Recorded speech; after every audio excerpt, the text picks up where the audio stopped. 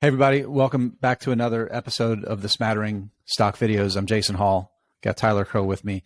And Tyler, we're going to talk about something you brought to me that is typical of kind of the obscure, out of the way investments that you've specialized in.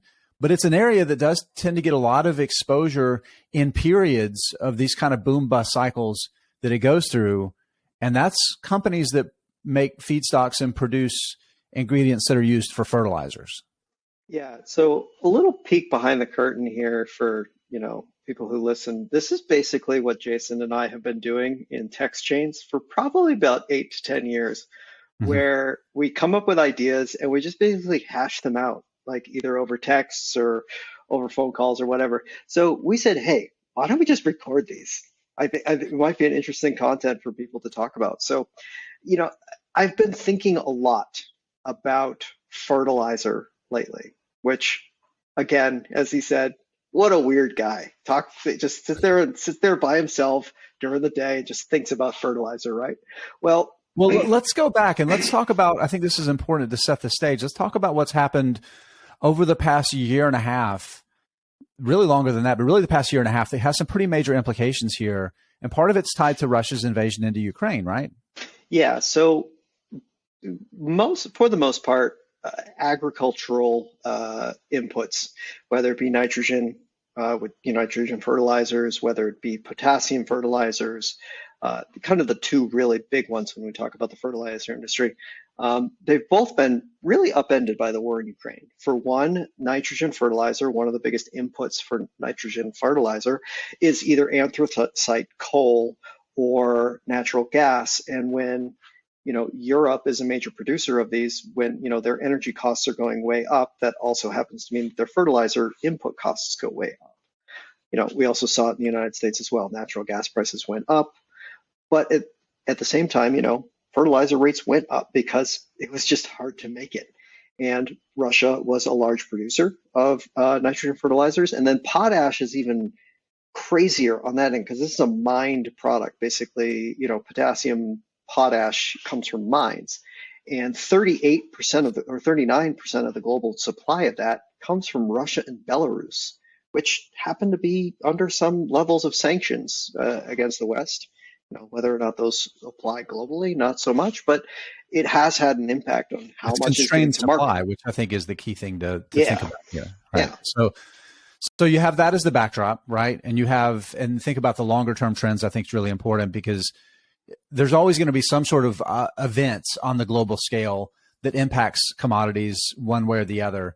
But thinking about the longer term trend, two things are happening. We're seeing the global population continue to grow, and we're seeing arable land continue to shrink, which creates the importance of fertilizers.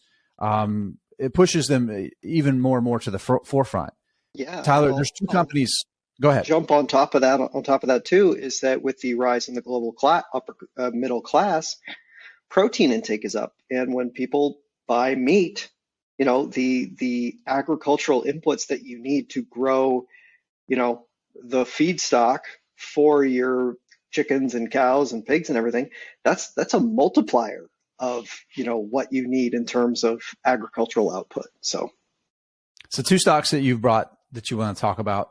Let's start with CF Industries. Tell us about CF Industries. Sure.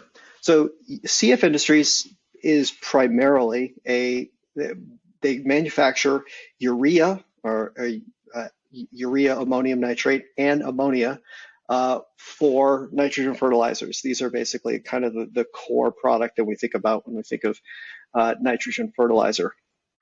What makes them one of the better ones, I guess you could say, being in the US, is they make it out of natural gas, which is a distinct price advantage globally.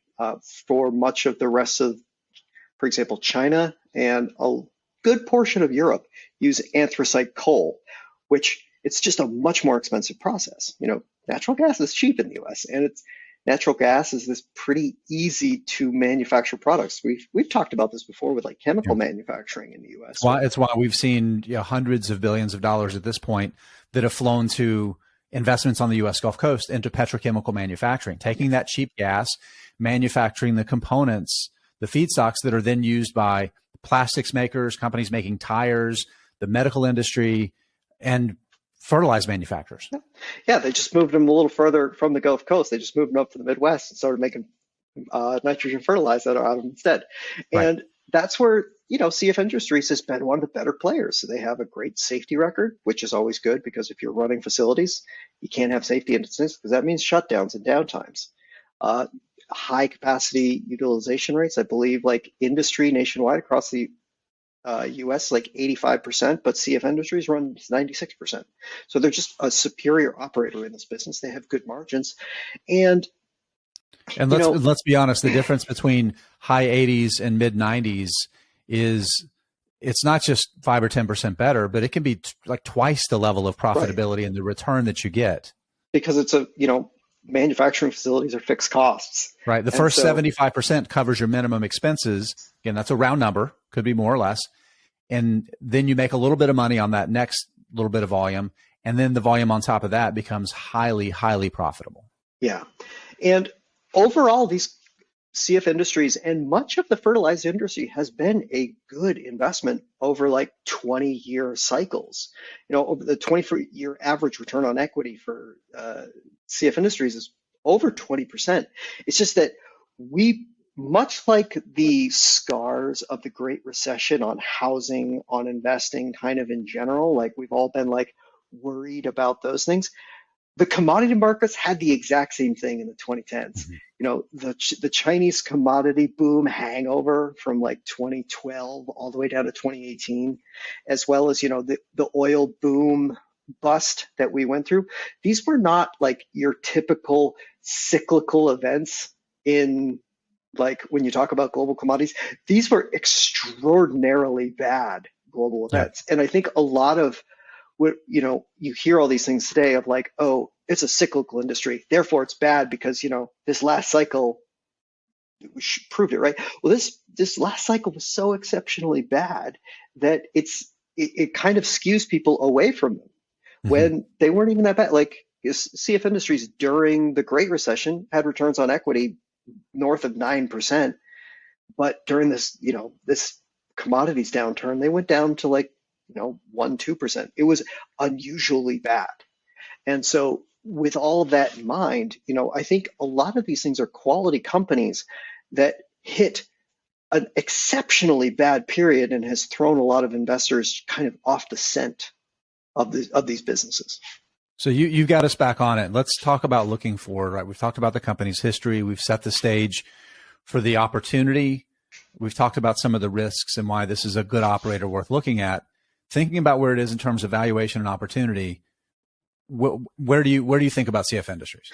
Yeah, and this is why I just happened to text you a couple of days ago, said, hey, let's talk about fertilizer a little while, because I started doing some market screens, and you look at CF Industries in particular, it has a forward PE ratio of 7 times. So even if like 2021, 2022 were exceptional high years and, maybe the valuation looks inflated, 2023 doesn't look that far out of line with a forward PE looking like that.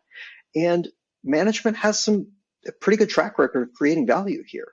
Over the past 10 years, they bought back 40% of shares outstanding, and they bought back 1.35 billion last year and plans to buy back another 3 billion by 2025. This is only a $16 billion company. So we're talking like 22% of shares outstanding in 3 years. That's pretty exceptional. Let's talk about one more company that you talked about, nitrogen, urea, with, I'm gonna cut that part and do it over. So that's the case for CF Industries. Again, this is a nitrogen producer. At the beginning of the conversation, we talked a little bit about potash, right? The mined product. And I'm curious your thoughts. I know there's a company in that area that you think is interesting right now too. Yeah, it's kind of the company when you talk about potash. It's Nutrien. They were a combination of 2 companies a while back, Potash Corporation of Saskatchewan, nice original name there, and Mosaic. They came together and they are the world's largest potash producer by far. It's not even close. And so what we were talking about at the beginning, with Russia and Belarus kind of being slightly out of the market, Russia less so than Belarus. Belarus's production of potash has gone down significantly since the war in Ukraine, and who knows what's going to happen with it following. It's led to these kind of dislocations in the fertilizer market, and Nutrien being a major potash producer as well as nitrogen. Much like CF Industries that we mentioned previously, it has nitrogen in the portfolio. It has retail outlets or retail stores for fertilizer in the portfolio too. So you combine all these things together, and you get another fantastic business that is a little more diversification, but also some vertical integration that with these kind of businesses, all of a sudden you don't have to share as much of the total pie with distributors and middlemen that connect you to your end markets. Yeah, and it's looking like a really good time to be in fertilizer right now. We've talked about high prices lately. It's scared a lot of farmers from, wanting to apply fertilizer. And as a result, what is it? The global stockpiles of cash crops. So we think like grains, seed oils, things like that. They're at a 25-year low on a stock to use ratio. So basically how many years or, time we have of stock available to us is at a 25-year low. And that's going to require an uptick in fertilizer usage. Right. Yeah, I think we shield. That's how it works. Exactly. And so all of these things point to, like we said, Nutrien, potash producer, biggest in the world, lots of opportunity to grow its output or certainly grow its pricing. And, like we talked about with CF Industries, very profitable right now and doing a lot to buy for shareholders. The management or board of directors just authorized a 5% of shares outstanding buyback authorization for 2023 alone. And it has a forward price to earnings ratio of 8.4 times. So again, the market still seems to me like they're scared of these companies because of that Chinese commodity boom hangover, trauma that we had from 2015 to 2018 that has kept a lot of people out of these kind of markets.